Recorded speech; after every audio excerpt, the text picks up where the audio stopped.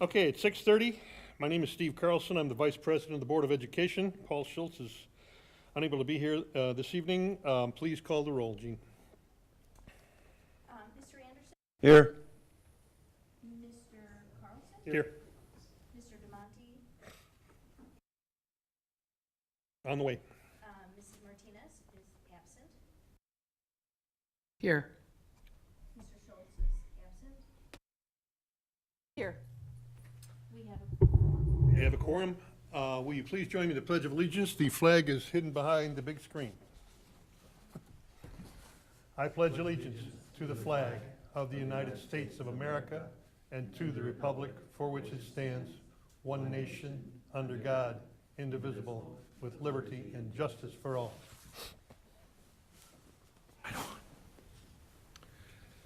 Are there any changes to the agenda? Not by me. I'll make a motion to approve. I need a second, please. Second. All in favor, say aye. Oh, roll call, sorry. motion by Carlson, second by Anderson. Yes. Mrs. Squires? Yes. Mr. Anderson? Yes. Mr. Carlson? Yes. 4 yes, motion carries. Now come to public comment. We're at the public comment portion of our meeting where we invite the public to make comments. Please limit your remarks to 3 minutes. Is there anyone who would like to address the board? There is. He signed in and There is. everything. He signed in and everything. Mr. Jim Walls. Former board member. Welcome, sir. Pleasure to be back. Great to be here. Jim Walls, 2233 Glensboro Road, Lawrenceburg, Kentucky. While I reside in Kentucky, and my birthplace was Highland Park, I will forever consider Gurnee my hometown. I mean, it did so much for my family and all the experiences. My life matured so much here, and I just want to see Gurnee thrive. About 12 years ago, then board member Mike Munda, then Lake County board member Steve Carlson, and myself, we took a little tour, little walk through the 100 acres of land that the school district owns up on Stearns School Road. And I've had this in my mind ever since, and I can't get it out of my mind. And it's to the point now where I gotta plant my flag in the sand here, and at least say publicly what it is that I truly believe. Warren took a step forward in addressing, for many different reasons, the solar farm here, the 8 acres that we activated about 3 or 4 years ago. And that took a long time with the help of a lot of people, including Steve on the Lake County board and all the other board members. Global climate change is here and it's staring us right in the face. And as stewards of the earth, I think it's our moral imperative that we do whatever we can to mitigate, the effects of things and take advantage of what's free to us coming from above. But I do think that humanity needs to become more harmonized with the environment. And the one idea that I've had in my head for about 10, 12 years is something that I've talked about with other community members in Gurnee and Warren Township. And when I talk to them, keep in mind I'm not talking to them as a board member. I'm talking to them just as a concerned advocate for renewable energies. So I guess what I'm here today to ask the board is to sincerely consider looking into the feasibility of a community solar farm that would be occupied up in our Stearns School Road property.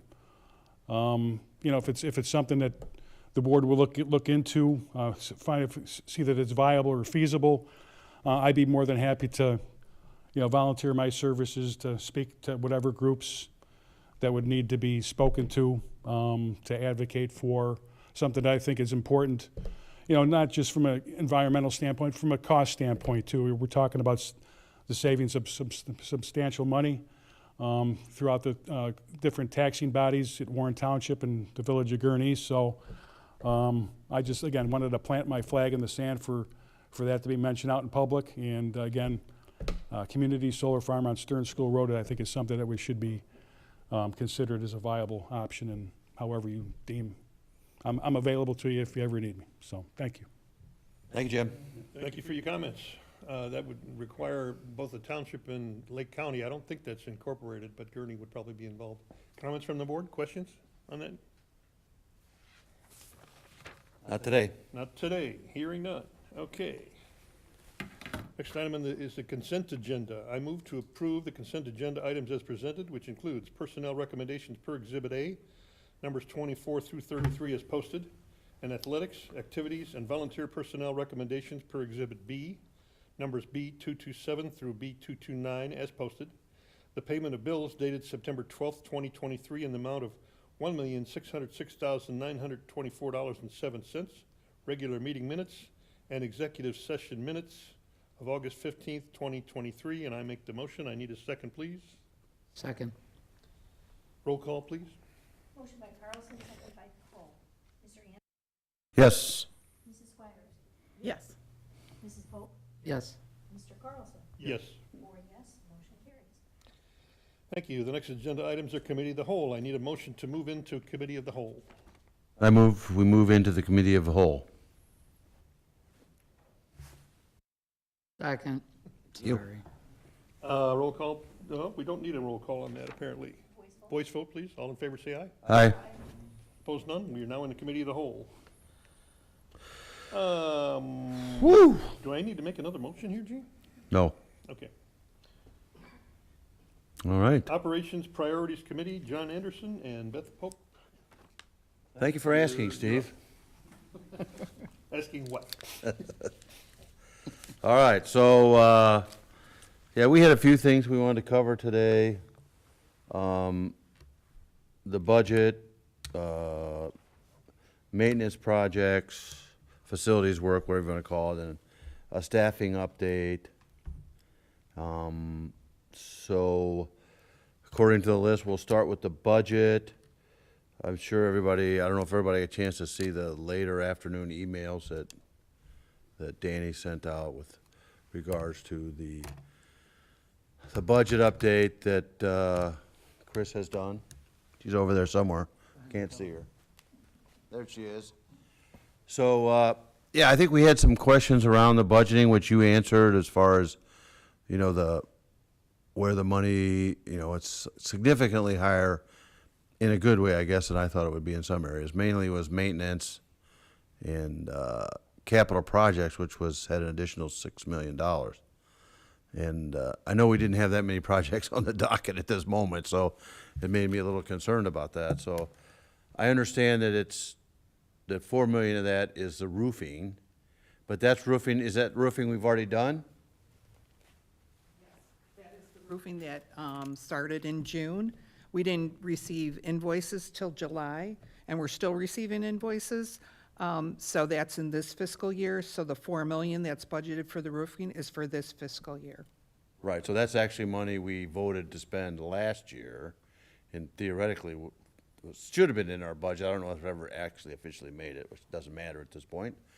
But that we do have $4 million, but there's another $2 million which is not spoken for at this point. Right, so we have a hot water tank or boiler over at the O'Plain campus that we're going to replace. We approved last year as well. That was a last year project as well, which is fine. I'm just, I don't want, because the way, because we decided to do it last year, you think that money's already spent, but then you end up finishing it this year, and because it's not an accrual base, it's a cash base. So you pay for it this year. Go ahead, I'm sorry. We have stair treads that are also slated It's to be also done. already been approved, yeah, and voted on. We already did the budgeting and the bidding Right. and all that stuff. Right. So that's all. So is there any of this money then that is not allocated for anything? What about doors? Was the doors in this? The doors are not in. Not in No. this, okay. So there is money left available in the budget. I can't tell you exactly how much because. Well, that's good, yeah. But, But there yes, is some that won't, that it's Yes. not allocated yet. And if we need to do more, obviously that'd be but we don't have any other major projects because of the budget and everything kind of rolls together. So I'll wait on facility operations for that. The other thing was, we talked about just, like, whether we're giving people latitude in their budget on the different line items. So everybody's went up. Right, which is, you know, that's nice, everybody gets a chance. But I mean, you're being a little aggressive, I think, in the funding of it, which is fine. It's a different philosophy. Mike was very conservative, so that his always seemed very low. But would adjust up. But he would adjust it up, and yours is gonna be high, which makes me think maybe it might be adjusted down Right. at the end, but depending on how we manage the expenses. Right, so, since we have a decentralized budget for like all the different, like, curriculum, areas, they budget their own and then they forward it to me, so they kind of put in where, you know, like if they're buying textbooks or whatever. We vote on all that anyway, so yeah. Right, Yeah, yeah, right, yeah. so that's in their budgets, but it gets incorporated in. With salaries, I was Salaries are aggressive yeah. because we're in the middle, you know, like we're Yeah. finishing the negotiations. Right, understood. Healthcare went up, so that is also, the number's kind of high on that.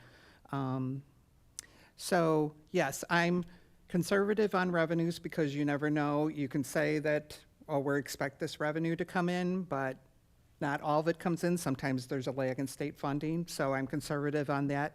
More aggressive in expenditures because I like to go a little bit higher, and that way, if there's something that comes up, especially with maintenance, we have the money in the budget to cover an HVAC system that's down or whatever. So I do budget high, do not intend to spend like every penny of what's in the budget as far as expenditures, but just having like a little rainy day cushion in there in case it's needed. So that brings to mind the question, at least for me personally, is that just because a certain department may have $50,000 more in their budget for the year that isn't necessarily accounted for, doesn't mean they can just go spend it. Correct, because if they're, like all the bills, every expense has to come through me. So if they decide that they're gonna go buy 15 kayaks, I would say, why are you buying 15 kayaks? You know, so there's a conversation that has to be held. They're gonna buy something that seems out of the norm. Probably only need 12 kayaks. Possibility. You do. Yeah. So as long as I feel good about the fact that we're controlling what's actually being spent, you know, because sometimes you get that feeling if it's just there, it just goes.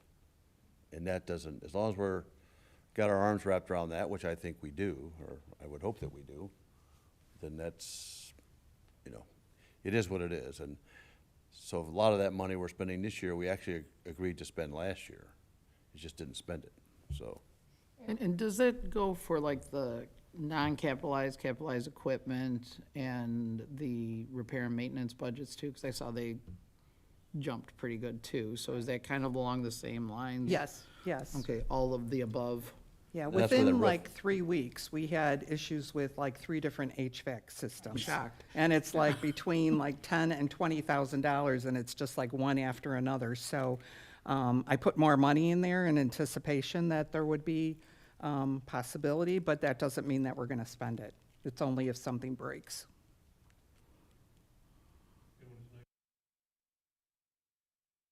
And a lot of that capital project, 6 million is in the, this is $4 million is in that budget too. Correct. So that's why they jumped up. There was one item in there that I didn't really understand, which is a lot of money, which is called transfers. So transfers are between 2 different funds. So with the roof, we paid money out of Fund 60, which is capital projects, but we don't have any revenue that comes in from taxes that goes into Fund 60. So we have to transfer money out of Fund 20 over into Fund 60 to cover those expenses. So that's not actually an expense, it's just a log entry moving money from one Correct. budget to Correct. the next. Okay. Yeah, that's a good point. So because on the spreadsheets that you got, there were some large items for transfers. Yeah. Transfer to who?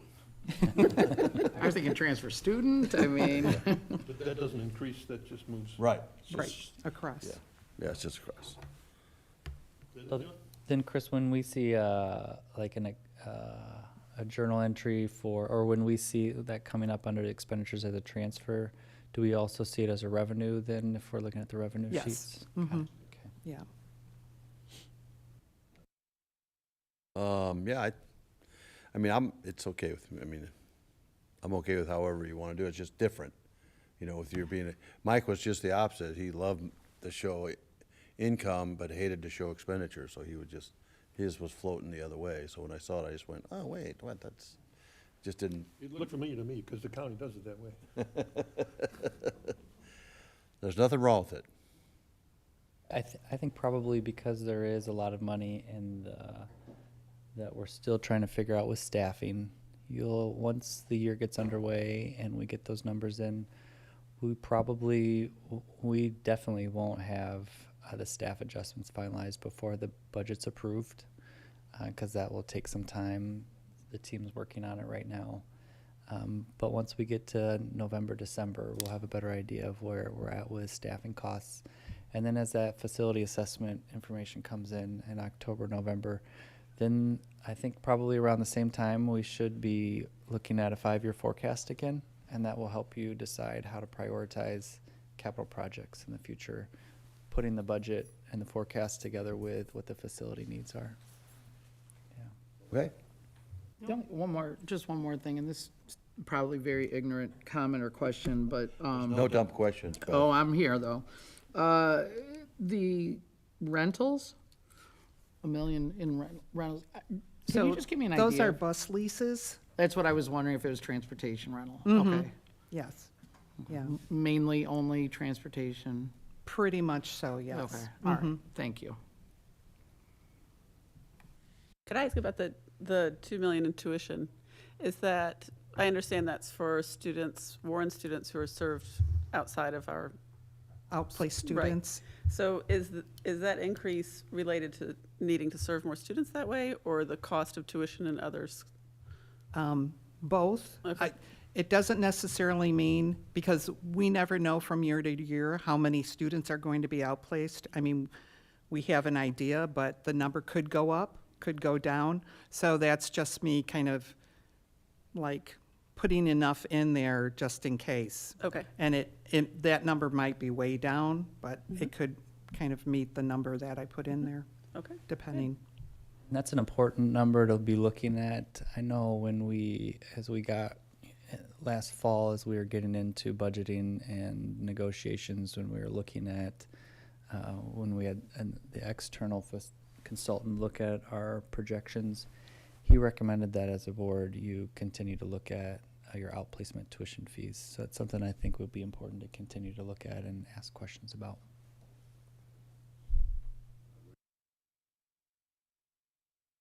Yeah, it's good. Thanks for clarifying. Okay, we're going on to what's next. Does facilities? Can I throw two things in real quick? No. Just So I just want to recognize we got a couple new student board members. members. You're gonna do that? Okay, all right. If you go, if you guys are here when the meeting starts next time, I won't. Oh, wow. A little shot, but introduce I'll give you yourself. permission to ignore him. Introduce yourself, please. Hi, I'm Rachel Olusegun. And What year are you and what do you? Okay, I'm a senior. I'm a senior.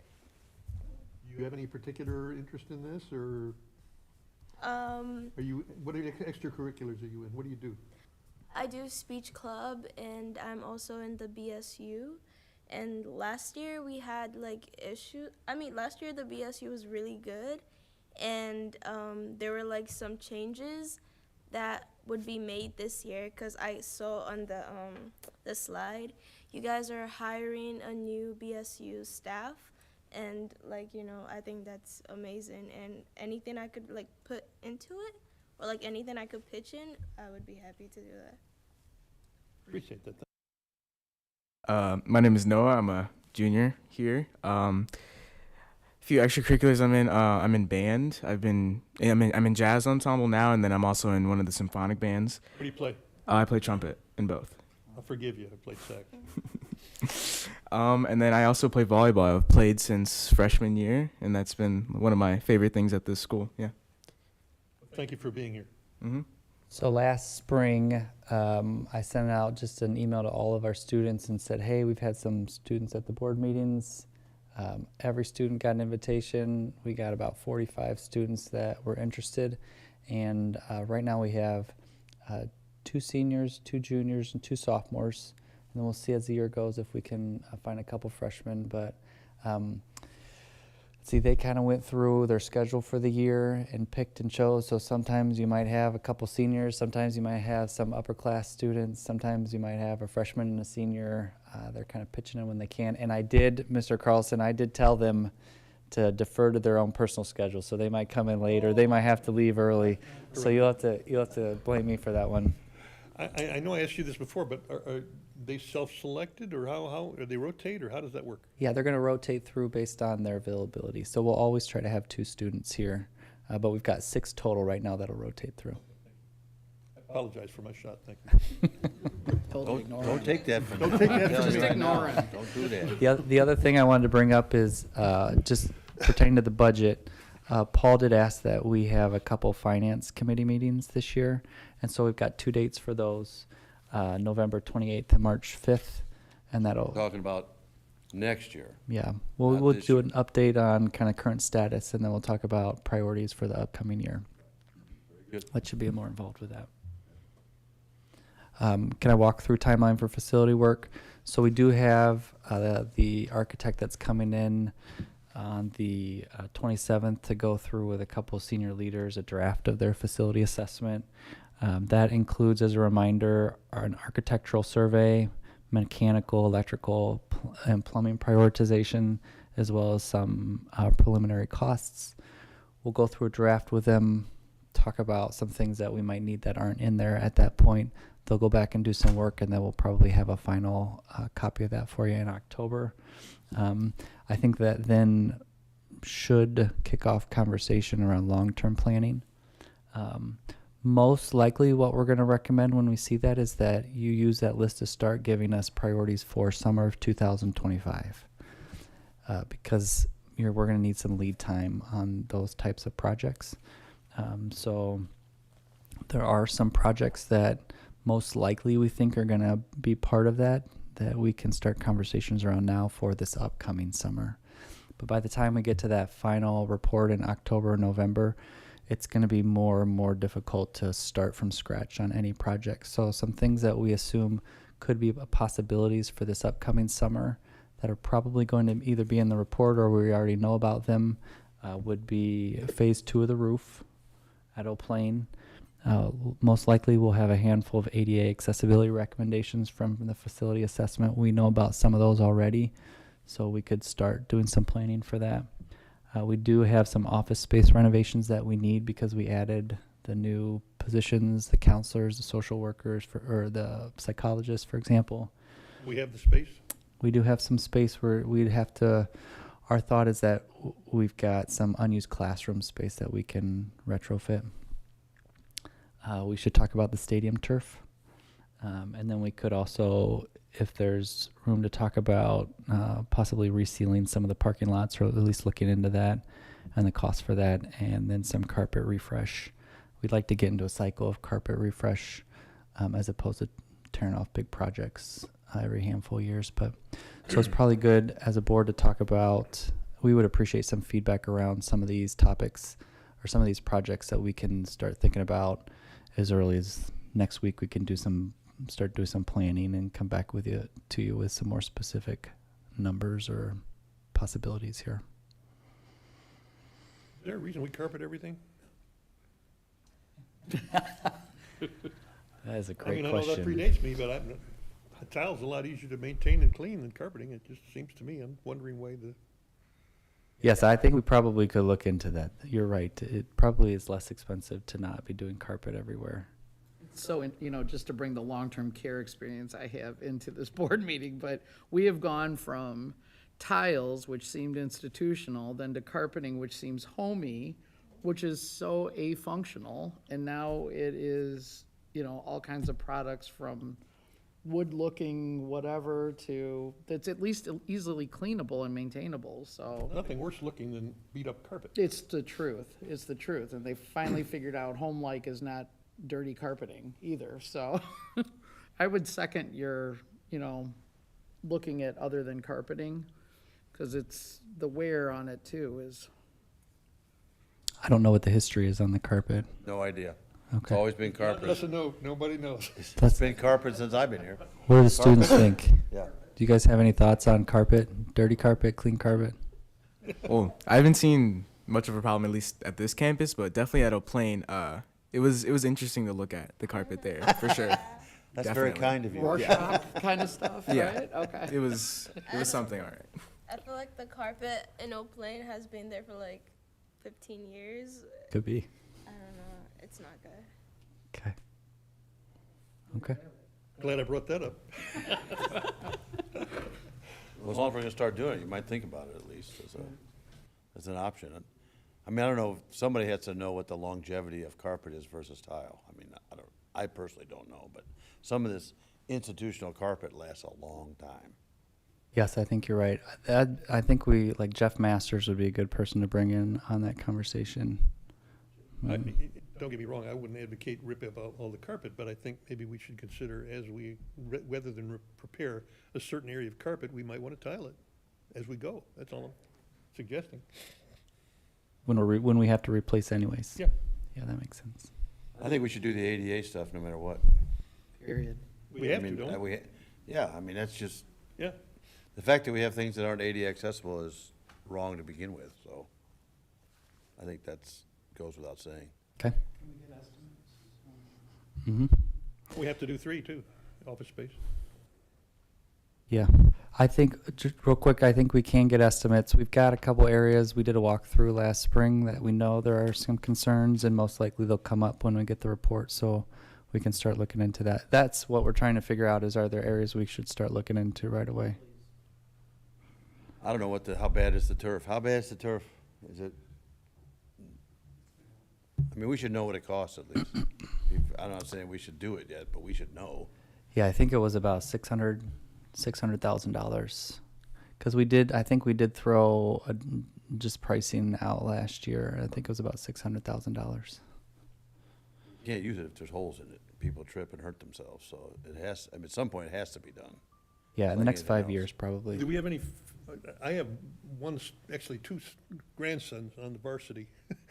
One last year and one this year, and I asked them flat out, and they said they didn't know what I was talking about.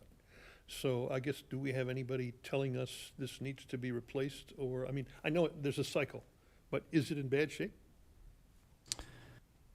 Yeah, I'll have Pat come up and kind of correct me if I'm wrong here. So what happens there's 2 things that happen with turf that I'm aware of, at least that come to my mind, is it starts to get compacted and you're more likely to have injuries. And it starts to tear. And if it tears too badly, then it's unusable in a given season. If it's a small tear, we can repair, which is what we've been doing for the last couple years.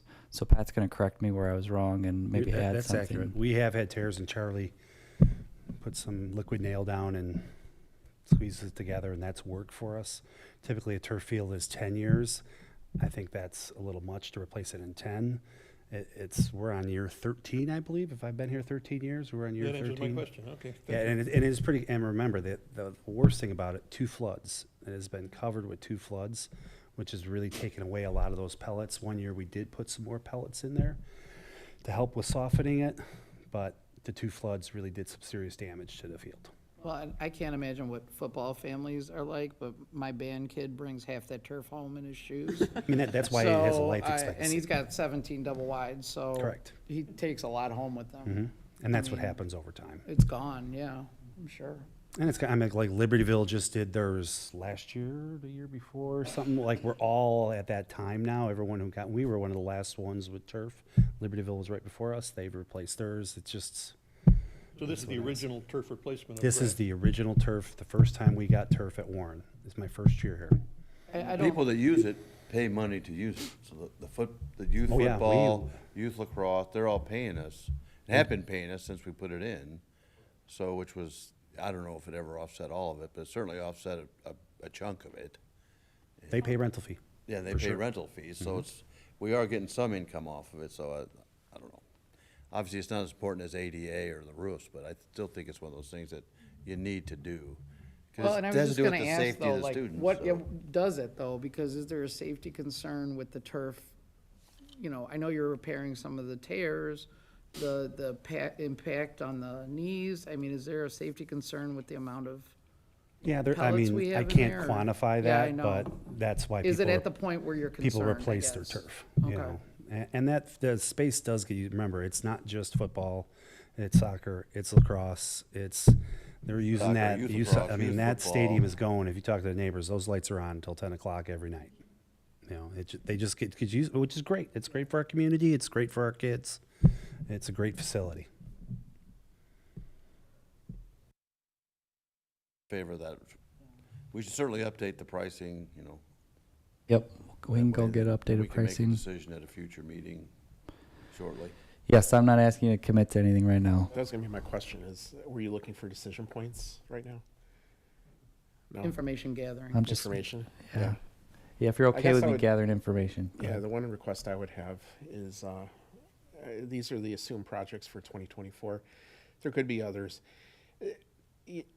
All these things probably mean something to someone, whether you participate in a program or need to access your education or staff to service our kids. Like, they all have meaning to someone. It's more like a bigger question of how do we, rather than individually us picking and choosing what's most meaningful or what we're connected to, like, is there a way to objectively decide, like safety items first? Because those are, or I would assume if they showed up on a life safety inspection, they're not even on this list. These are probably the optional ones, or potential for student safety, or potential for accessing curriculum and athletics and activities, or like, maybe there's a filter we could apply. I'm not sure whose facilities committee. So maybe there's like a way to, right. But maybe there's still a way to apply a filter so we can look at it through the same lens instead of cherry picking ones here and there. Because I have this feeling that they're all here for a reason. And if we had the right staff here to argue, they could probably all argue the point. I don't know. Speak to you, like, that's why I was asking about the safety concern for the field, because, you know, Right. knees only last so long too, right? So if there is a safety concern for the turf, Sure. I think we need to know that and discuss it. And that Agreed. bumps it up on my list as far as Right. ADA. And the only thing also I didn't see on this list here that we kind of talked about were the doors, the life safety doors thing. Should they be on the discussion list, or am I Yes, you're right. mistaken? So there was a life safety issue with the doors, so they should also, so ADA. Life safety stuff we should be doing. Life safety, Right. ADA. I think that's in process. Right. It is, We're right? quoting the Okay. doors. And we've ADA done stuff, That's a there's the no-brainer. ADA's, yes, but there's ADA stuff, like, only if we're, my understanding, forgive my, deep knowledge on it, lack of deep knowledge on it, but if we're renovating an area, I think it then needs to be brought up to ADA standards, but if it's old construction, it may not be. And some of the, I know all of that exists for a reason, but there could be a very costly ADA renovation that may not make total sense, given the fact that students, I mean, I guess there's more detail, I think, probably in that, as far as where those accessibility recommendations are. Are they student points of entry? If so, absolutely. If they're, hey, there's a back door and it would be nice to have, like, I don't know, there might be another thing on here that impacts the student experience more so than, I'm assuming that a facilities person or your administrative staff has already thought these things through. I just probably am lacking the knowledge of that. Yeah. Well, the ADA thing is something they found when they were walking through they couldn't get into the band room. Okay, so that's what I don't. Yeah, Yeah. that's one of them. Accessibility It's issues. accessibility Well, issues. if for that's true, people then that that makes a lot of sense. can't get through it, and yeah, that's, Yeah. We could get a list together and kind of, Yeah. review it I if don't you know, want. just, What you're asking for is priorities. what I'm asking for is to a set of filters or criteria to objectively look at these things, if possible, and if not, that's fine too. I think that's a good idea, and I've had those in prior districts, and it might not come into play as much right now with like the ADA versus the turf conversation, but it might come into conversation when some of these projects come through, or when we start talking about the locker room, because I think we want to talk about the locker room. I didn't put that on the list, but I think I was supposed to put that on the list here. I apologize. Do you guys want to talk about the locker room a little bit? That's not a 24 project anyway. It's a 25 project at best, and, I mean, I think what needs to be said is it needs to be done at some point, right? until we know how much it is, there's really no way to understand what the impact is. So I think, as far as I think I recall that our architects are supposed, along with them working on their Maybe I did, project, sorry. yeah, they're supposed to Yep. be looking at what that actual cost would to build it outside there. Yep. And Yep. give us a number so we can have some, because to talk about it, everybody knows it's a rat's nest down there and something needs to be done. But until we have a number, it's a little hard to really understand when and where that should be done, I think, so. In the interest of juniors, seniors, because I was down there and I could not believe it, is there any kind of Band-Aids we could do to improve that at all in the meantime? The locker room? I mean, there was no place for them to sit, for God's sake. Right. Yeah, we could. So we. How can you spend a lot of money, Yeah. but benches would be nice. That's fair. I think that's fair. What I know that we can do is if everybody's okay, assuming that that's going to happen in the future, we can go back and dust off the plans and get updated pricing from the architect. I'm just looking to make sure nobody tells me I'm wrong You're here. pointing there. Do you mean O'Plain or do you mean Talking here? about the old plain locker room. Yeah, okay. Yeah, we can definitely, I can come back with ideas on, in the meantime. I think like benches are the right example. There's no place for some of the kids to sit How you sometimes. could put out a full football gear uniform without a place to sit is beyond me, but okay. Oh, they're young. They can hop around in one. I guess. They're not us. They must be doing it. So action items I'm getting here, we can put together a decision-making priority matrix for projects. I think that's a good thing to Helps talk with through. objectivity. Yep. And in the meantime, locker room ideas. And then we'll start to at least look into what pricing and consequences are for those possible summer projects for this year. Does that work? Okay. I think you guys wanted a quick update on some of the Where you security were. work. So we are done with the camera systems. We got all those installed, replacements in, our administrators are trained. The large majority of the door access swipe stuff has happened. We've still got a few of those to finish out. We do probably need to talk more about door replacements because you guys had asked us to go ahead and do the first phase, do the second phase, and then talked about a phase 3. And then this year we are planning on looking at some secure entry options. We're looking at that at least here at Almond. And that's more of an investigative approach here for us. The company that we're using for the security cameras say that they have an option we should consider. I know a couple board members have asked me to look into what some neighboring school districts have been doing or maybe have started doing in the recent past with secure entry. So we're planning on looking into that some more. Yeah, so I know some people have asked me to look into the metal detectors that Highland That's what I Park thought you has. were meant by it. Yeah, Sorry for. that's okay. So there's metal detectors. I know there's a school district we're going to talk to that use some type of artificial intelligence, try to determine if kids have something in their bag as they walked in. There's different, there's lots of approaches for that, yeah. I'm curious if we could gain some input, if you guys are comfortable sharing about that. You guys have any thoughts about that? The I see you smiling, that's why. The metal detector thing, I don't really see I don't want to say the need. There's like, I don't really know how to word this, but yeah, I don't think I see the need for, metal detectors and like the whole AI thing. That's not really too foolproof. Things can go wrong. People can get like wrongly accused by AI. Like we don't know like how foolproof that is, but definitely things to consider. I don't really know how I feel about the metal detector thing. I've seen it at different schools. I don't know if maybe it's Waukegan that has them. I'm not sure, but I'm sure it definitely helps with cutting down on, you know, things that aren't supposed to be brought into buildings being brought into buildings.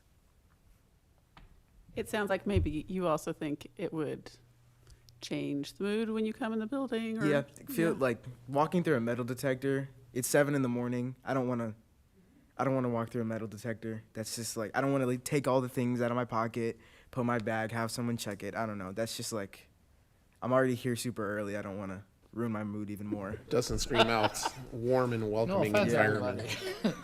I can tell you, going through the medical detectors of the county is a real pain, and it backlogs tremendously. And my concern would be, you got, what, 1,500 kids coming into each school or whatever, how you do it physically. And there's stories of even when you go through it, the weapon just gets passed through a window or And whatever. belt So buckles it's and, like you they're know, not. whatever. And I don't want to do what Highland Park's doing, which is move their metal detectors around. That's ridiculous. That's on record. That it's absolutely ridiculous. They just move it around. It doesn't take too long to know what door that's at. So go in, like, come on. Like, all the kids aren't on their that's a waste phones of energy, messaging yeah. everybody. I'm in a metal detector door today. Yeah. I wonder which one it is. I'm sure we'll have a spirited discussion when the time comes on Yeah. metal detectors. Yeah. Metal I think it's great to investigate, though. See what options are out there. Not the detectors. Staffing update. Are we ready for staffing update now? Yeah, I included that in, I don't know if anybody has any questions. I included a report on that in the agenda. I just want to say thanks for all the hard work, because I know that bringing on people, as many that you guys have in a year, is a lot of work. And so thank you guys for hoofing it, interviewing and onboarding and HRing and training. And yeah, I know it's a lot of work. So thank you guys, because it was surely needed, but it doesn't mean it wasn't hard to do, so. Good. I see Board of Education budget comparisons and budget summary. We've already talked about that. Are we going to pass on that? We're done with that. Okay. Which leads us to student committee. Mr. DeMonte. Yeah, so for student committee, I know we had a lot that we wanted to talk about, and to the point where I think we agreed that something has to be dropped at least from today and postponed to another meeting. But I know outside of maybe one of those items, we were going to talk about social emotional considerations. I think that's still on the agenda, some student discipline. And I would love to hear about, as we talk about that, I know there's been some more recent fights since our last meeting, so I would love to hear if there's anything taking place to address that. I think we're going to maybe talk about student support services and then academic interventions. So I'm pretty sure you have a slide deck. Yeah, I'll walk through. It seemed Okay. like people wanted me to come back with some more information. There was a lot of come back with some items, and I know you've attended to those. So All right, I'll try to do this. But again, there's more. When I was looking at this today, there was too much, so we're gonna get through some of it.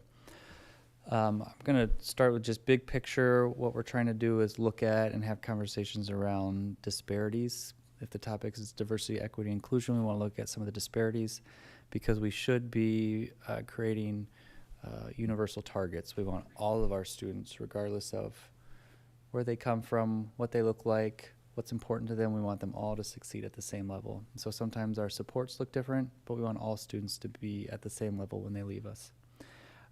So there's a couple different types of data that we look at. A lot of the conversation was around social emotional supports and academic supports.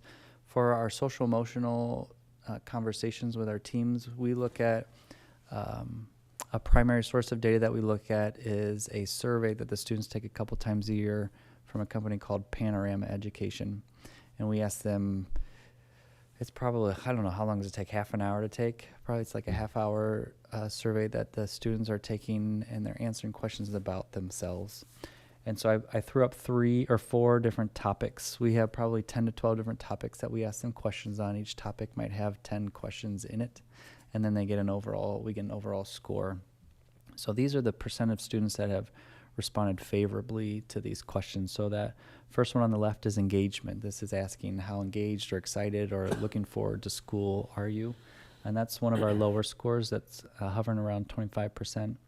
The second group of questions that I put up here is around self-efficacy. how confident are you in your ability to tackle the work in school. Self-management is what are students' perceptions of their own work habits. And then supportive relationships is a reflection of, do they feel positively about all the relationships that they have. It's the way that we've got it set up right now. It isn't the topic, or the category isn't specific to relationships with staff or relationships with their peers or relationships with their family. There's questions that ask them about all those, and they put it into one big category. We can drill down just at this level, kind of the big picture level. We don't. And so you can see there are some disparities there in the responses, the favorable responses. Those disparities aren't as high as some of the academic disparities, but this is a really important piece of information that our student services department looks at when they're trying to figure out or have conversations around different interventions. Another really important piece of data that we're looking at is student discipline. So I've got 2 years up here. There's a 2019, which would be pre-COVID, and then we have to turn this data in every year to the state. So this is a year behind, but the 2022 school year. These are total suspensions. And again, I'm giving you big picture data, but this is the type of data that we're looking at on a regular basis. So back in 2019, we had 144 total student suspensions. The light colors on the left are our ethnicity ratios. So we have most of our students are we have about 40% of our students that are white, 30% of our students that are Hispanic, 10% of our students that are Black or African American, and then maybe 12% that are Asian or Pacific Islander. There's some other categories. Those are the 4 largest categories. So the light color on the left is our ethnicity ratios, and the darker color on the right is our suspensions, the percent of suspensions that are attributed to that group. So you'll see we have a disproportionate number of suspensions come from our Hispanic and our African American or Black student population. Back in 2019, that has changed a little bit in the last couple years. So our Hispanic suspensions are closer to proportionate, but we still have a significant number of our Black and African American students who are receiving those suspensions. That's out of line with our student ratio. The large majority of our suspensions are for just a couple categories, and you see those every month as a board member. You see those reports. Most of them are coming in as being related to some type of physical altercation, a fight, or maybe really aggressive behavior, or having to do with illegal substances in the school. So we look at this data on a regular basis. I know once we get through the first quarter, the student support team, student services team is looking at this to figure out, okay, how are we compared to last year? How are we compared to the last couple years? How are 10th graders compared to last year's 9th graders? And they'll think through different types of interventions or supports that they can do in the school to try to communicate expectations clearly. And then a third type of data that we look at were proficiency levels. This is just academic data. So one of the questions that came up last week that I'm throwing in here is there was questions around, hey, is this only happening at Warren? Do we have disproportionate proficiency levels at Warren, or are these happening at the elementary schools that feed into us? So these are proficiency levels for us. We're the blue, 56 is red, and Woodland is green. And you can see that we end up kind of, for the most part, being a combination of what's happening at the elementary schools, which makes sense. They are feeding into us. Generally, this has been my experience in education, is that where a student comes into kindergarten highly impacts where that student is at sophomore, junior, senior year. And schools generally do a good job, do a better job keeping students at the same trajectory that they started with than we are at making up that lost time or that lost instruction. So a really, really awesome school district nationally will get about maybe 1.2 or 1.3 years of growth out of a student. But on average, most school districts for most of their students are getting a year's worth of growth. And so if a student is below proficiency in an elementary school, they're likely going to stay below proficiency, but we'll continue to help them move up. It'll just be that it's hard for them to catch up over time. So there's just some quick data. I would then go through how we're using the new positions and how that's impacting the team in the student services department. If that's the right thing to keep doing, is just to go through. So one of the new positions that the board approved this year that was completely new is an attendance specialist. So their role primarily is to communicate with families. They're documenting information. These people got started before the school year began and were already communicating with families. Attendance and truancy is the largest non-compliance issue that we have, and so just having somebody that can attend to that and communicate with families is pretty significant. We see them as a member of the student services team, so they're coming to those meetings that happen on a weekly basis with those staff members. Yep. Well, what's the average truancy, for lack of a better word, in a given day or week or whatever? How big is that? I can get that for you. I don't know that offhand. Do you know I'm just that? wondering if it's 12 students or 47 or whatever. It's probably more like we got 100 tardy students every day, or 100, unexcused absences every day. You tell me, Pat.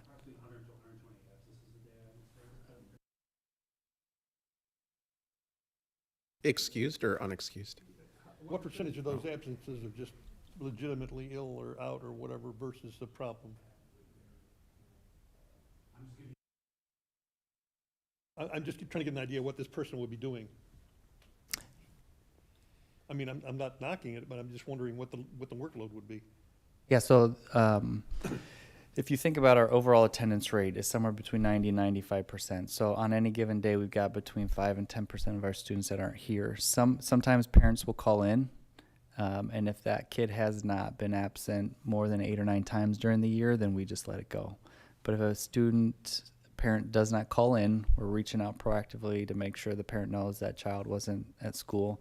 And if the student starts to get to like 5, 6, 7, 8, 10, 15, 20 absences, then that individual works more as like a case manager.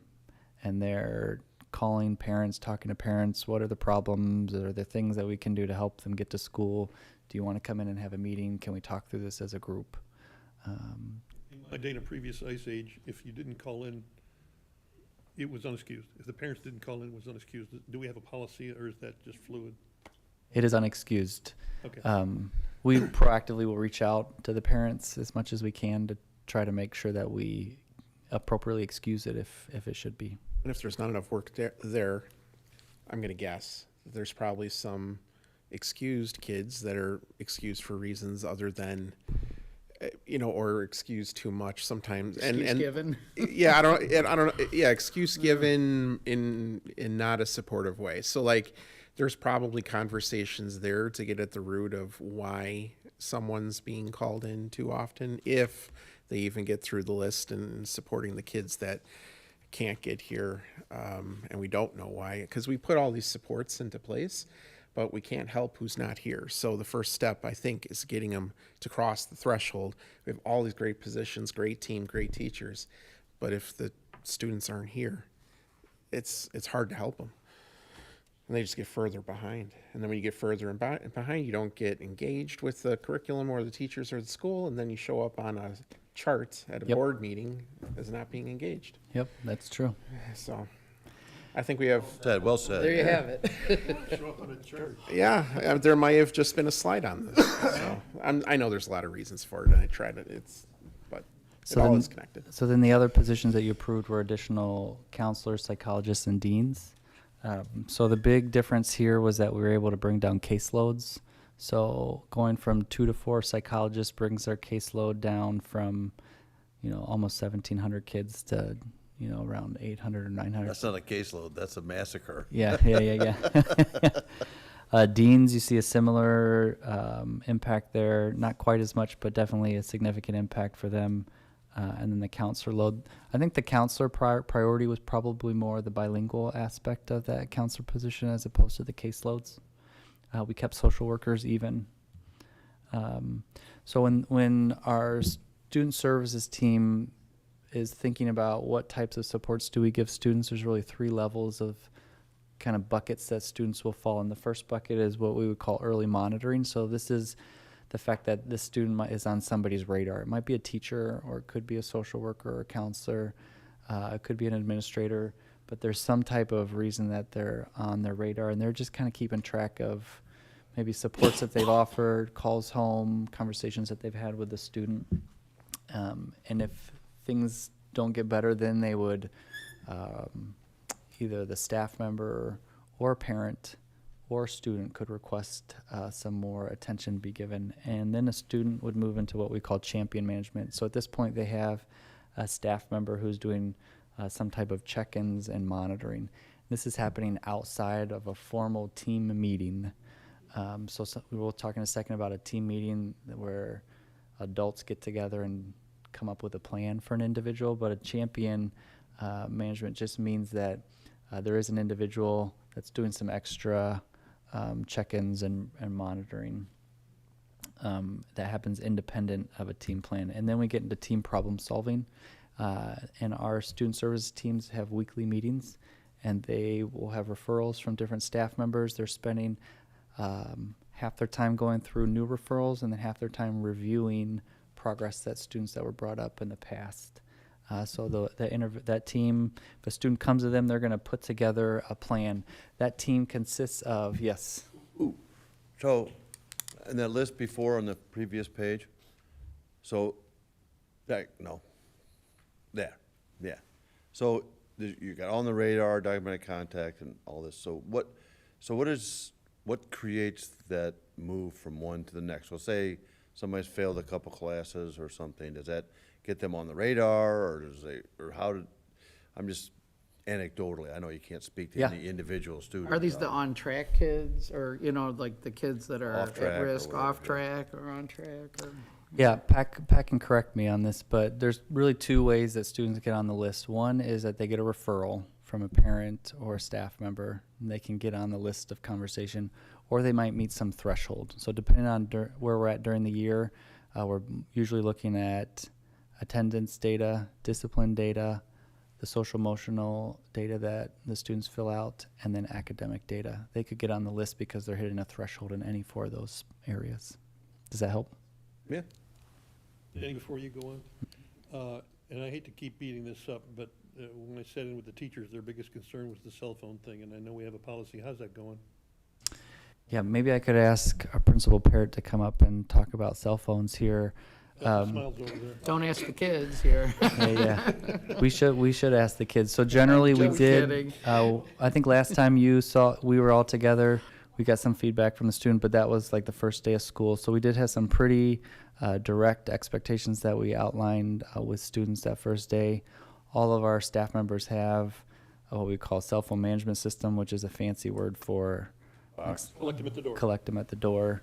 And then we spent some time reviewing expectations with students the first couple weeks. So Mr. Parrott can maybe give us an update on that.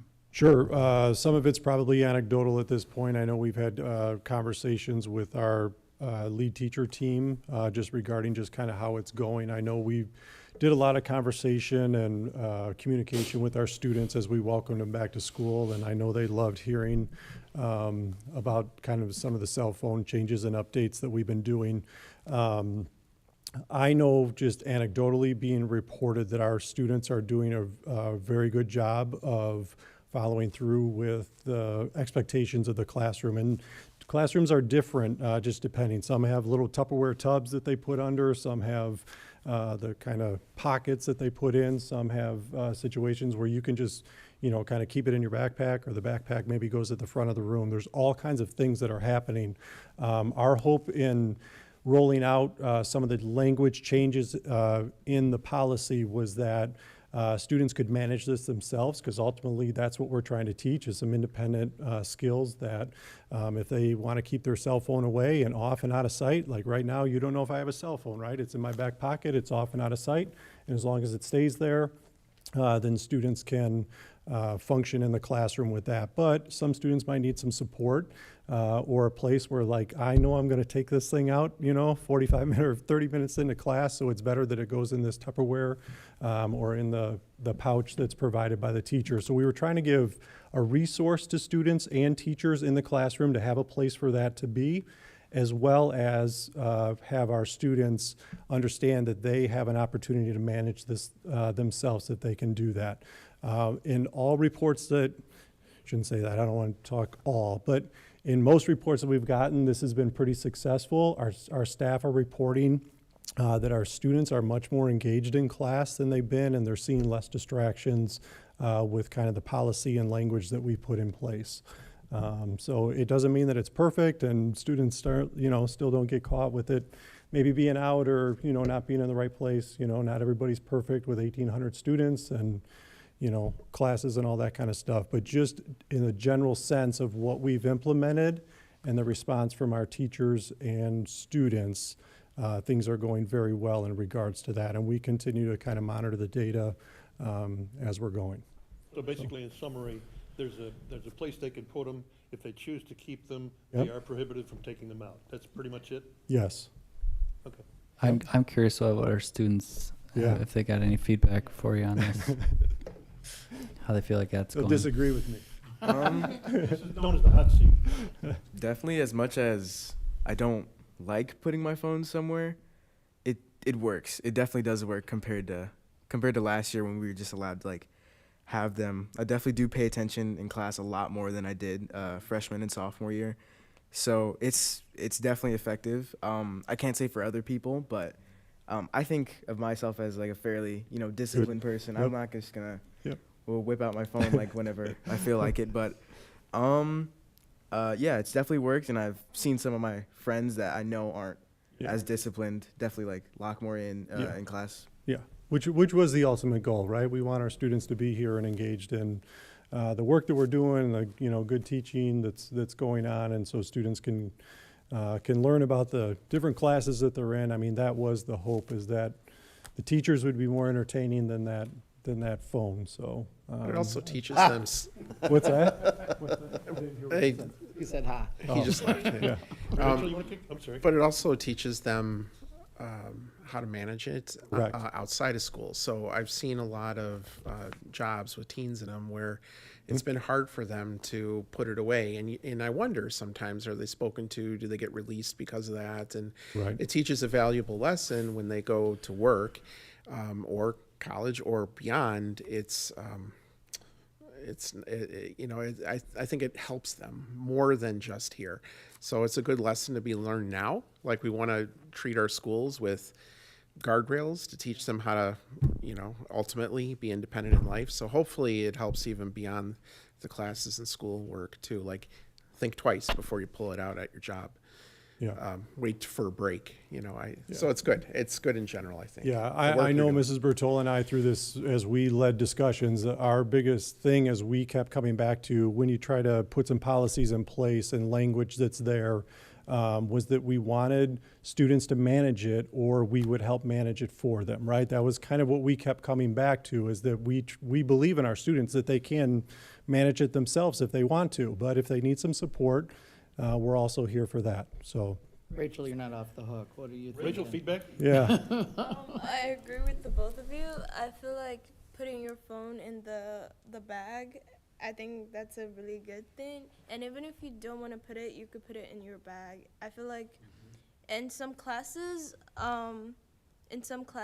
you're not allowed to take your phone out even when you're not doing anything. And I feel like that's a good thing, because you get to do your work. Even if you're done with your work in a specific class, you can think about other works in your class. It makes you much more disciplined. Self-control. I'm gonna add in on, I did a check-in with a friend of mine who's now a sophomore who struggled greatly last year, and I was concerned how his school was starting, and he let me know that there's no problems this year, and I said, well, what do you think changed? He said, we have to put our cell phones away. And he wasn't joking. He literally was watching Survivor during some of his classes, and he feels like he is going to pass the entire semester. So I'm encouraged by that. I appreciate the work. I know it wasn't an easy lift for people, but I think there's a lot of testimony out there that it's working, so. How about feedback from the teachers? The teachers have had positive feedback, and a lot has to do from our students being more engaged in class and not being on their phones, that they're willing participants. I know that our teachers just, in coming back this year, it has really started to feel like teaching prior to the pandemic. Even though the last couple years we've kind of moved forward, this is the first year where they finally kind of said, I can finally feel it. I can finally feel our students like coming, back with us, where it was hard the last couple years on our staff. So there's just been some anecdotal that the teaching and learning part of it seemed to be kind of where it was prior to the pandemic. Yeah. So it's great to get an update, but if we can Keep Yeah. moving. move on, because Yep. it didn't escape me, thank you. Yep, all good. Didn't escape me that you forwarded a few slides to keep us moving. I saw Sure. that, both in the packet That's on and me, up there. sorry. Couple about that. of the All's good. questions last month were about the specific interventions that we provide. So some terminology for people that haven't been around maybe as long as we talk about many of our interventions as being a 3-tiered program. So tier 1 would be what's available for all students. Tier 2 would be kind of the next level. You're probably shooting for maybe 15% of your students or so. And then tier 3 would be the most intensive supports that we give our students, and we're shooting for somewhere probably around 5% there. If too many of our students, like if 50% of our students need some type of intervention at the level that we've got as a level 2, we need to rethink our level 1, and maybe we need to do level 1 differently, so not as many students need that extra support. So from a student services perspective, the primary interventions that we deliver, I'll start with that tier 1 at the bottom. So all students are able to have one-on-one meetings with a social worker, counselor, school psychologist. I'm just calling those periodic one-on-one meetings. Can they get them on request? Yeah, anybody can, they'll stop in. There are appointment slips that they can fill out and request an appointment. They can email and request an appointment. If they stop in and the adult's available, they can just meet with them right then and there oftentimes. We have a new space this year called a Restorative Practices Center. I've got a slide on that next that I'll talk about, but that's a space in our buildings that students can go to for things like group sessions. Level 2, something that's offered to students as they need them, would be some of our social emotional learning groups. This is where a group of students would get together with one, either counselor or social worker, or scheduled mental health support. So this might be where a social worker or counselor meets regularly, maybe every week, for example, with a student because they just need for a period of time more regular touch bases. And then that tier 3, the most intensive supports we provide, or we'll make an outside referral, or we might have like a daily check-in with a student. Students can be receiving support at all levels at the same time. So just because they're receiving maybe a daily mental health support doesn't mean they're not able to do like group work with some other students. So our restorative practices centers it's a space at each school that we've kind of rethought to be a place where there's not a staff member in there all day, but it's available for someone in the student services department to bring students to work on restorative conferences, conversation circles. They might have to do some mediation between students, or sometimes there's mediation that happens between a student and an adult. You can bring families into that room. This is where some of our group work is starting to happen. It's a really fun, different type of place or space that's new for us this year. We did some work on the walls to make it feel different, and then after we use it for a couple months here, we're going to figure out furniture, because probably the furniture needs to be different, but we'll see how it's used over the next couple months. As far as academic interventions are concerned, I do want to talk about this one a little bit. If you want to talk about this one, we can, but I would like to really get into academic. But if you want to talk about student services, we can. The only thing I still had outstanding, which this may not be the best time to address it, which is the fighting. So I know you showed some slides to me that are encouraging. We have a lower student services team, whatever we're calling it here. We have a better ratio for a student services member to student. I hope that helps with relationships. I hope it helps with interventions. We heard about the attendance specialist, again, can't help who's not here, and then also connect a family or kids with services. That's encouraging. The area, the space, reimagining that, to have those conversations. I'm just making this up, but maybe those happened in the assistant principal's office or dean's office. That has a very different feel than let's head over to whatever you're calling restorative practices or whatever you end up calling it, because there's always discipline associated with the administrative offices. So I'm encouraged by what you've presented today that hopefully all these things lead to more self-control, more ways to resolve conflict, more ways to have better relationships. But the fighting, I think, is still, and again, that's a whole nother conversation, maybe next board meeting, but we're hearing about getting inundated with, and I know that's connected to all these interventions that are happening. So maybe now's not the right time, but maybe it would be interesting to see if, as time goes on, things change. These interventions give them a chance to work. Also, try to not focus at a student level, but I would be curious if these interventions help to stem off some things, or were they tried and prevented some physical altercations or fights, but anyway, that's the only thing that's kind of, before we move on to academic, that I think is probably on the minds of a few of us, but I don't want to hijack the conversation either. No, let's talk about it. I do appreciate the acknowledgement that hopefully some of the things that we're doing will help, just bringing down the student caseloads for the deans and the Hopefully counselors. that'll show over time, won't it? I mean, if it does. That's the thing. It might be a premature conversation with all these things in place. It should. I think that, I mean, Pat or Rob can jump in here if they want. I think we still do need to have continued training around restorative practices with our staff. So there is some training that we have this year around restorative practices and maybe some trauma-informed. Pat, can you come up here and tell me if I'm right or not? So we have an outside vendor coming in to do some training with all staff on restorative practices, because some of what we need to do better at is make sure that our adults are treating students in a way that helps them not become agitated or feel confrontational. Because if our students feel agitated or confronted by or disrespected by adults, they're more likely to get into a spat with their peers. Well, and also just the re-establishing or rebuilding the relationship piece, I think, is important too, because you can suspend, we can approve, or, these things, but that at some point that student's coming back. And unless we address the root cause of what happened, it's just going to be this constant cycle, which helps nobody.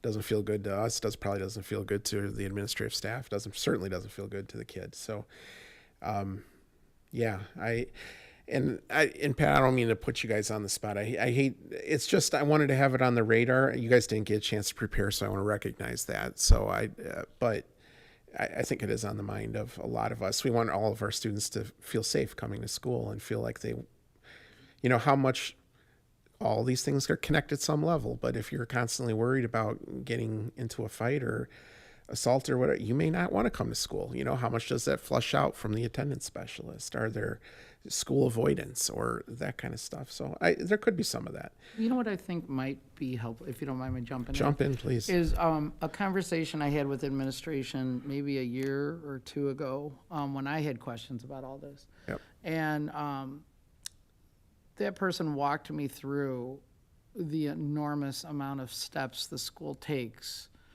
in some situations, not naming names or any situation in particular, but the number of interventions and attempts to mediate and walking kids through halls or, walking them off campus if needed, or like just coming back and maybe just giving everyone a really thorough understanding of what types of things are put in place. Because we see suspensions here or whatever, and a lot of parents, don't see the daily grind that goes into trying to address the behavioral issues. Sure.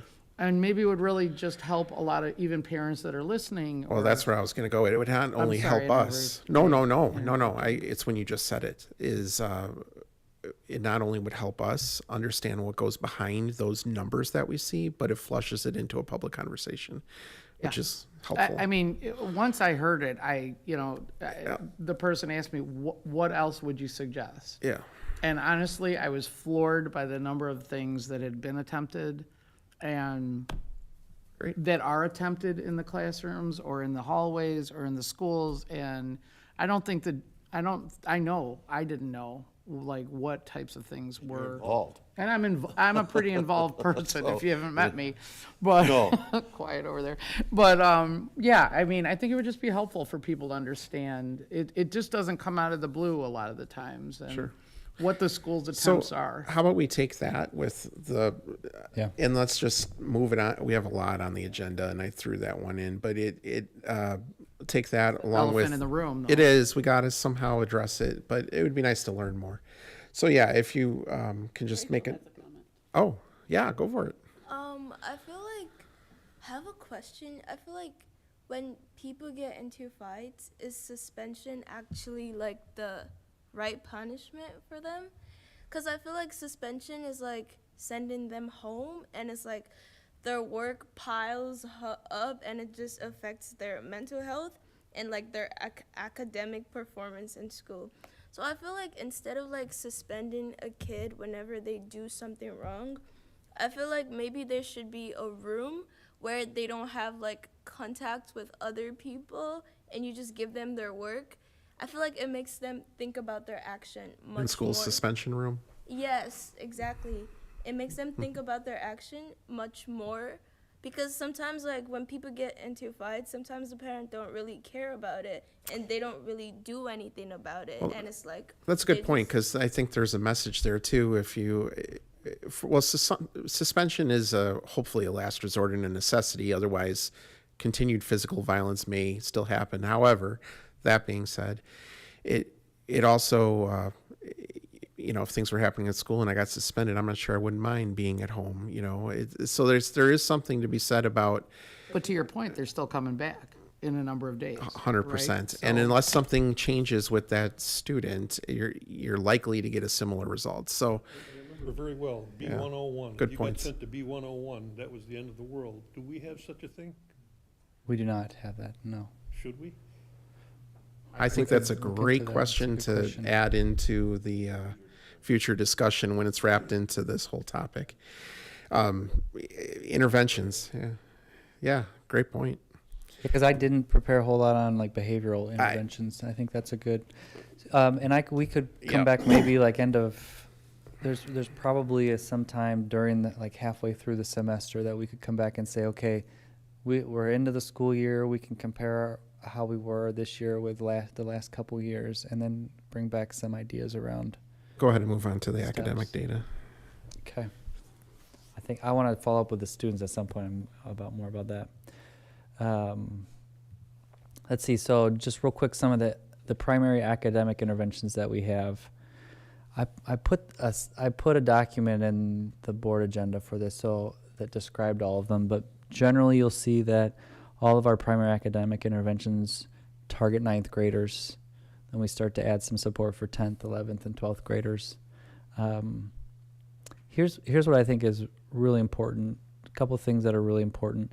The first one is that there is a lot of community conversation about, or has been about, the resource rooms, and that was one of the things that we pulled from when we were looking at financial decisions.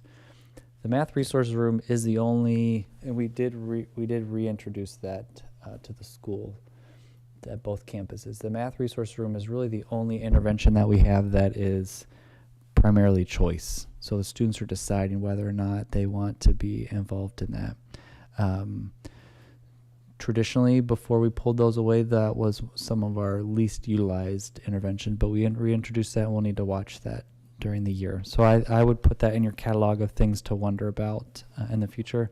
The other thing that I want to really make sure that we just mentioned today is that all of these options play with the same amount of time.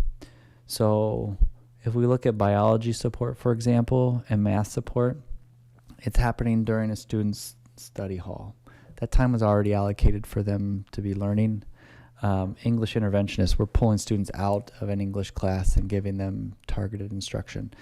The hard thing about a high school schedule is that if you want to provide support or intervention to a student, you have to pull them out of something else. And so when I talked earlier about, look, when students come to us, we work as hard as we can. A lot of times what we're doing is we're just helping them get a year, maybe a little bit over a year's worth of academic growth. And part of that is because if a student's struggling in English, it's hard for us to give them English plus. We just end up giving them English version B. So that's something that these are the interventions that we have. I can answer any questions that you have about them, but I think that's the primary problem that we have in high schools is we have a time problem, and it's very difficult to overcome that with our schedules. And I wish you could, because I'm not sure about Warren, but the question age as old as time is the things that you're pulling them from tend to be non-required but high interest for kids, which keep them coming to school and wanting to come to school. So they always end up being the classes that the kids look forward to going to. So I don't know how we pull, where we make the decision to pull from. And I know it's hard, but yeah, how do you create more time? Can you extend the day? Can you, I mean, without it making it seem like a punishment? They come early? I don't know. Well, and I've got to ask, when you say no choice, I mean, the teacher assigns someone? Yeah, so Is this where it viewed says as a no, punishment? a teacher is assigning you, or maybe we're identifying you based on the prior year's Viewed as a punishment? performance. Guys? I don't know. I've really never been in I didn't think you had, but I just wanted. any of these.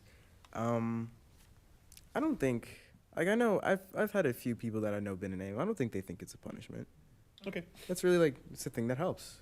Is there any reason the AIM doesn't start? Oh, I didn't mean to interrupt you. I'm No, so no, sorry. it's- You said AIM, and I'm like, yeah, I'm noticing it just starts at 11, 12. So AIM is Oh, no, it's 9. yeah, I'm AIM sorry, is I'm reading wrong. AIM is primarily 10th through 12th grade, and I think in the document that you had, it was allocated as 10th through 12th grade.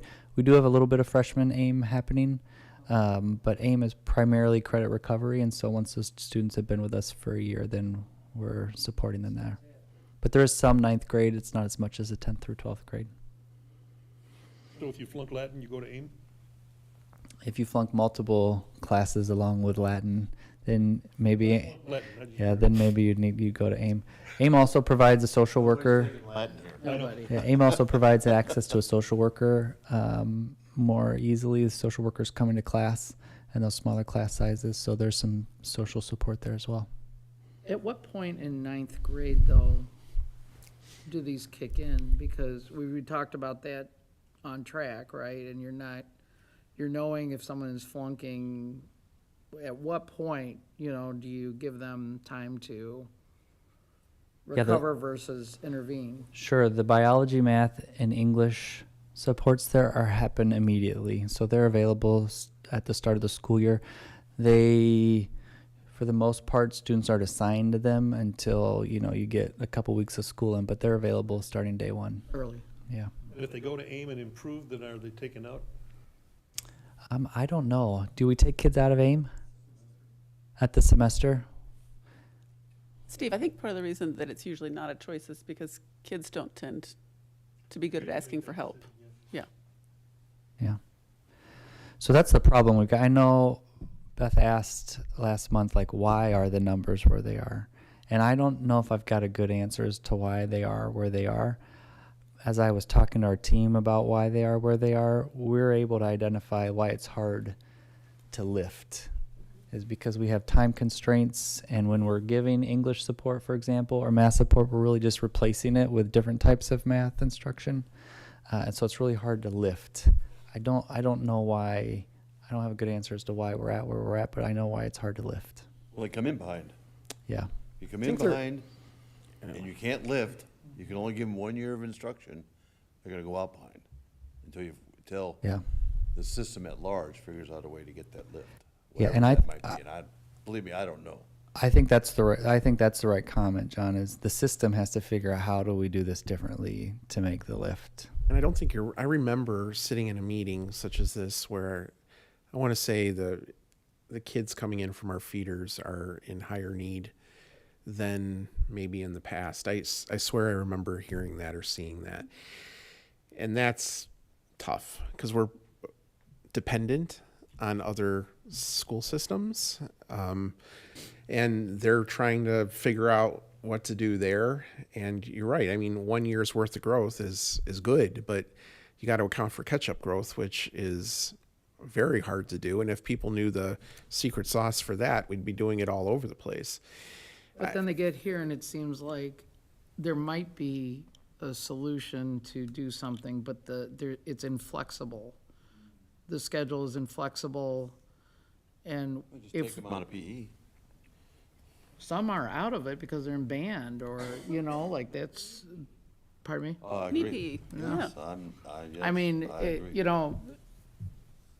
somehow with the flexibility, it feels like we should be able to create something, but I don't know. I don't have an answer. Sounds like we have. Well, we have responses, but they're not working as well as they should. I think the encouraging part is we have Danny and teams now, I think, hopefully paying closer attention than has ever been in the past. We have more support to play around with flexibility, which we didn't have in the past. We have physical space. Our enrollment's dropping, so we have physical spaces, I think, that could be better utilized. So if the right structures are in place, maybe we can start figuring some of this out. Hopefully. I mean, with everything you've shown tonight, I feel encouraged. It's a lot of great work, all in the right direction. And the best way we can do is support support in any way we can, but budget is the easiest way. So all these positions that we approved, which, has real dollars. I know it was talked about before I got in here, but I saw the slide, like there's a real dollar amount. And I'm very hopeful that relationships and lower caseloads, relationships matter, and relevance of curriculum and rigor of curriculum, all those things matter. So it's you hope in there is the answer, but I'm very encouraged with what we're seeing tonight. If nothing more, I think the last section we're dropping and postponing, correct? Correct. Did you have anything else for student committee?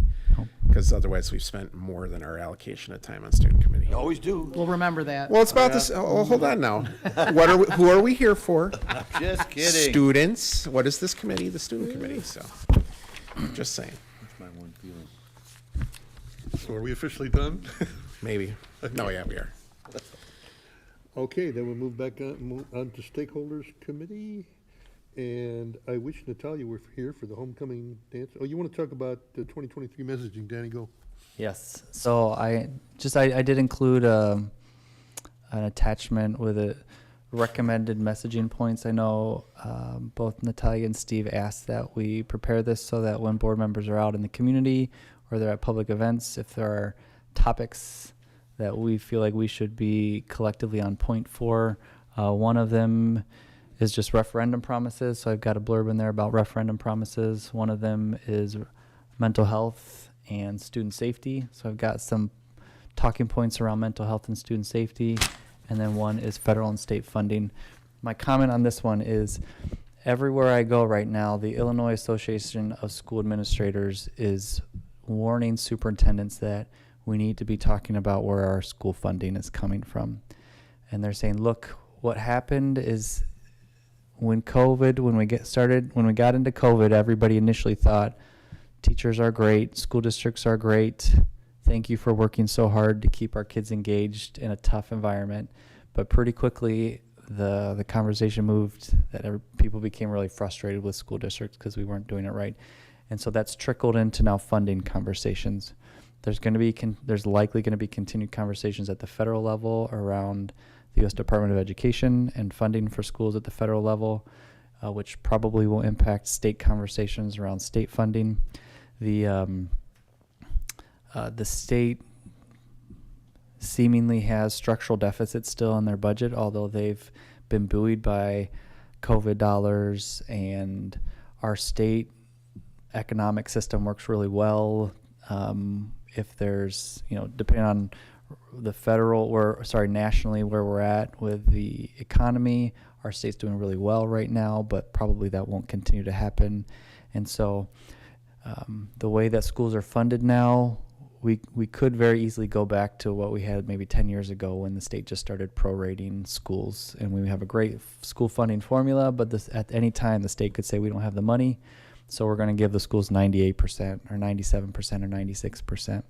So we got a lot of support with local funding with the referendum. We need to make sure people understand if the federal or the state funds cease, that's going to impact our students immediately. We just don't have the flexibility to cover those funds. So as much as you can talk about that in the community is what our leaders are telling us we should be talking about in the community, if that makes sense. I really like these three. You can go to anywhere and just basically read and comment on all this. This gives us a path and thinking. Okay, good.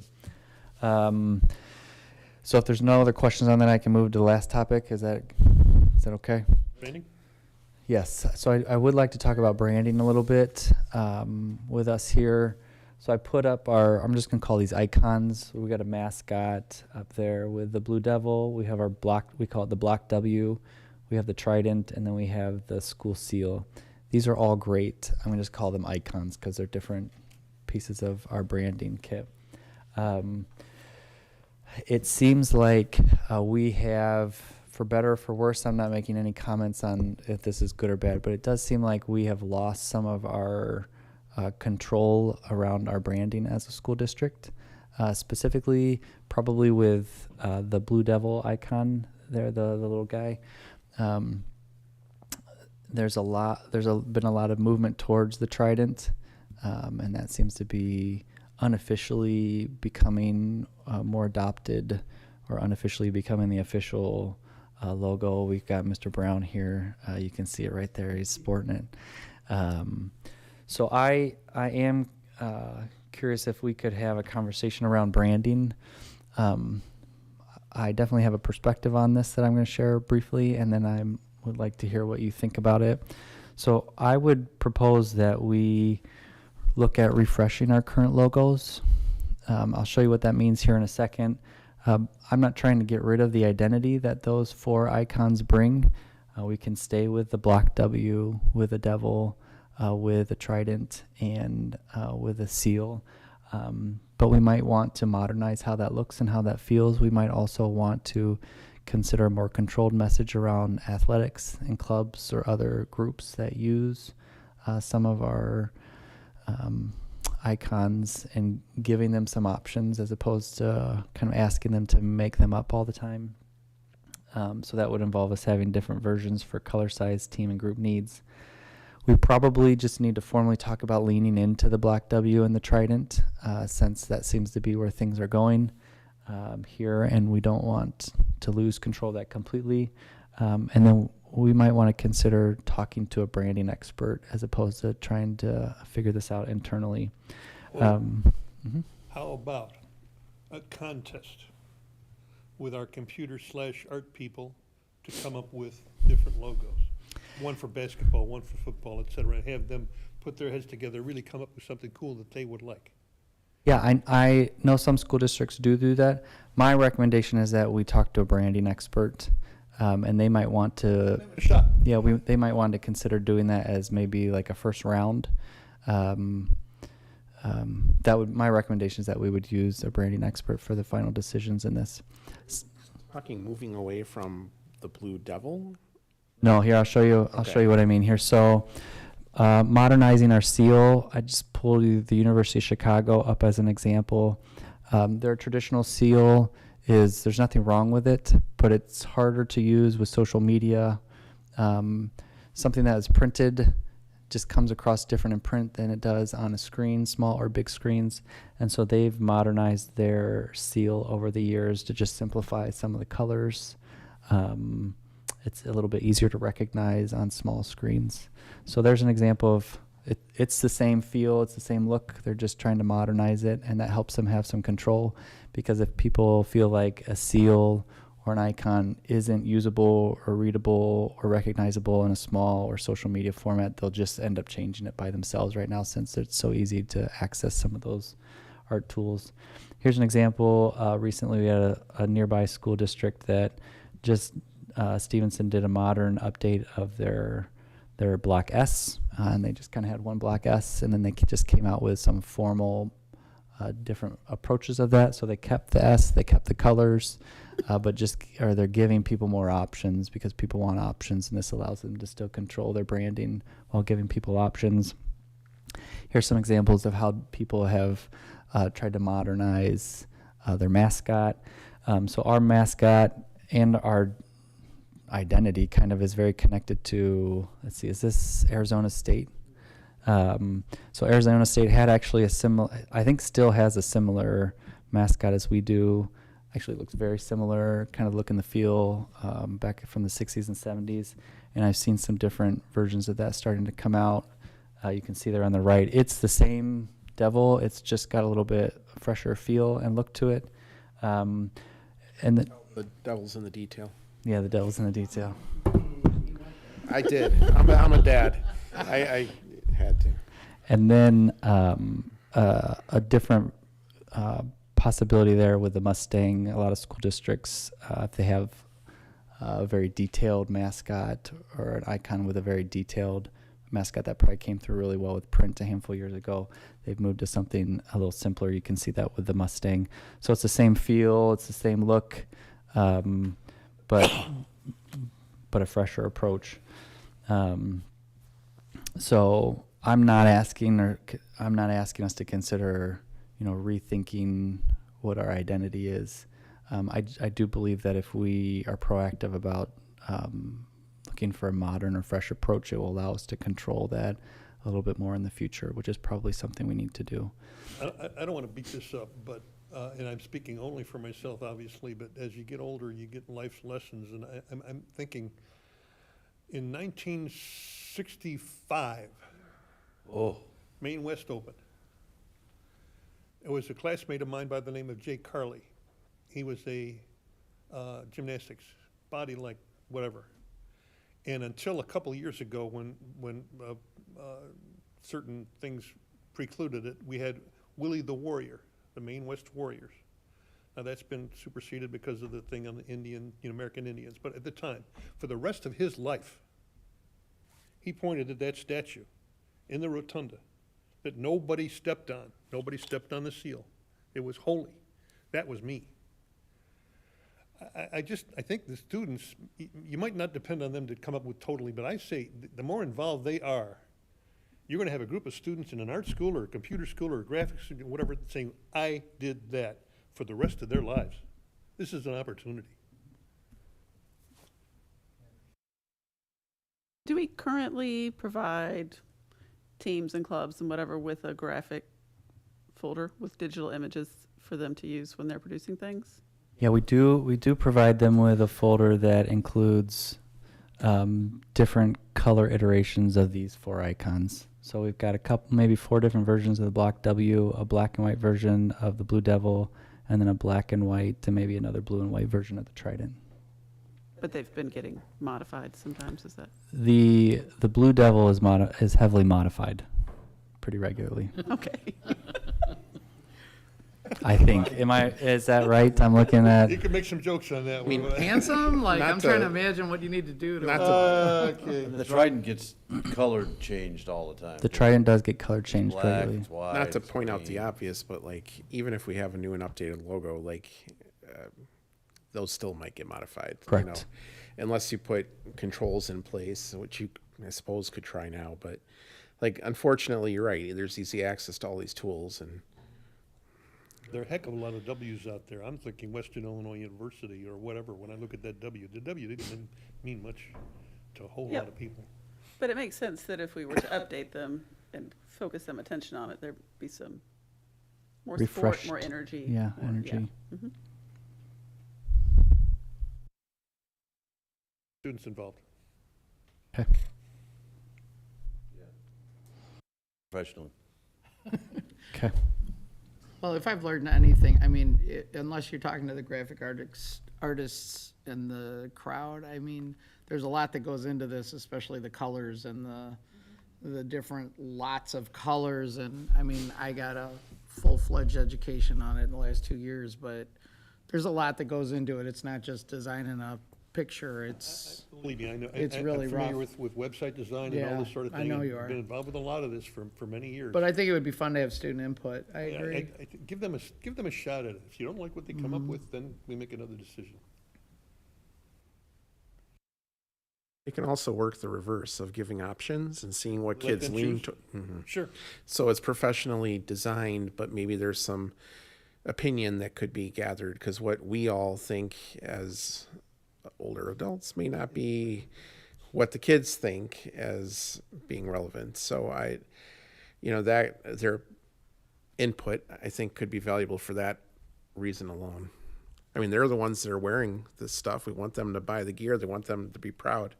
It should look cool. So You have an opportunity to, I mean, there's an Indian Hood logo on the Maine West Stadium that our class of 67 gave to them. We're all very proud of that. This is an opportunity to make a mark.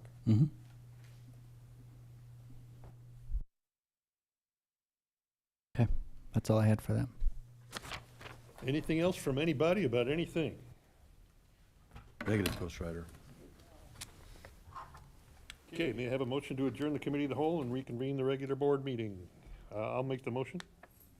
I move we adjourn the committee of the whole. All All right, I'll second. Voice vote, all in favor, say aye. Aye. Aye. May I have a motion to adjourn tonight's meeting? I move we adjourn the meeting. Second, all in favor, say aye. Roll call. Oh, roll call, sorry. Stand corrected, sir. Happy to help. yes. Yes. Yes. Yes. Yes. Thank you. Have a Good night, evening, everyone. everybody.